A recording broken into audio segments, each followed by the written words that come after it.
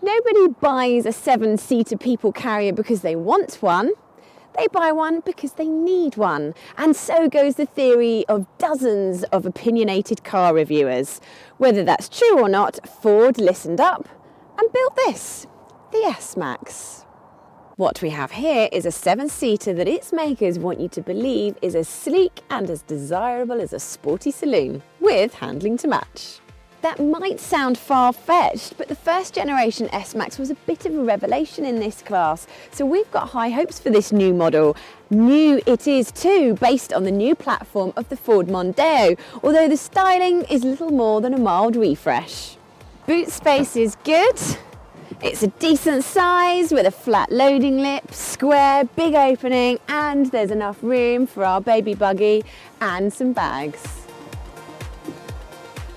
It's versatile too. If you want a van, you just fold down the rear seats, or for a bus, lift the third row chairs out of the floor.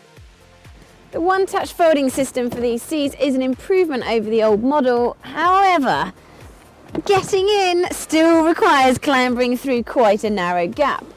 And once here, there's not as much room as a Seat Alhambra or Ford Galaxy, so it's really only suitable for short journeys or children. We like that you get 3 proper individual seats in the back here that all slide and recline to make the children behind you even more squished. Plus, they each have Isofix mounting points, which means you can fit 3 child seats side by side safely.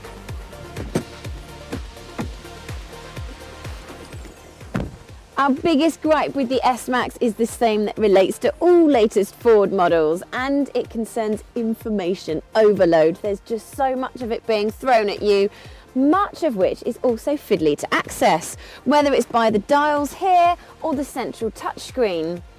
Its saving grace, however, is there's plenty of adjustment in the seat and also the steering wheel to find a comfortable driving position, and considering it's a huge 7-seater, visibility is actually really good. There's also loads of storage space for all those toys, sweet wrappers and drinks bottles.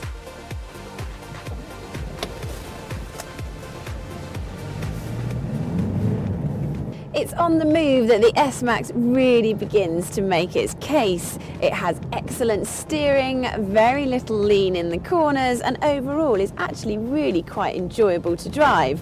Whether you go for the manual or auto, both are excellent choices. As for engines, Ford offers a 1.5 litre petrol or a 2 litre petrol, but most will likely go for the 2 litre diesel, which comes in 3 power guises.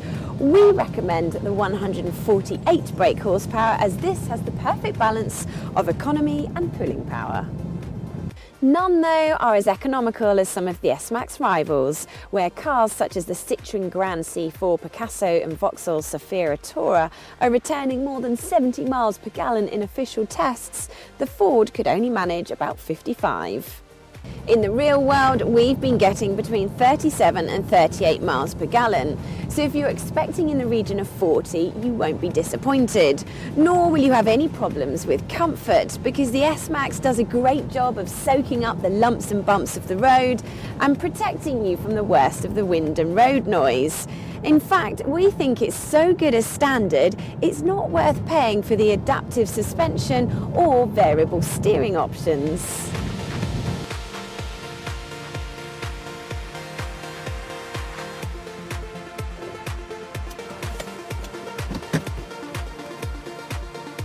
We do need to offer a word of caution when it comes to reliability, because the previous generation S-Max was slightly below industry average.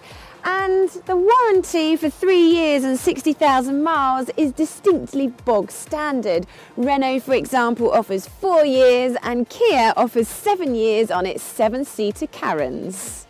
As it's a Ford, you should also expect to haggle more than £1,000 off the list price, bringing it in line with rivals. Insurance and servicing costs are competitive, and the S-Max holds its value pretty well. Throw in some solid safety credentials, including some of the latest technology, such as radar-based collision warning system, and you've got a solid family car. Okay, some of the rivals may offer more space, but none will be quite as enjoyable to drive. Don't go anywhere before you make up your mind. Check out the Telegraph Cars website to read in-depth reviews of other new cars on the market by clicking here. And don't forget to subscribe to the Telegraph Cars YouTube channel by clicking here.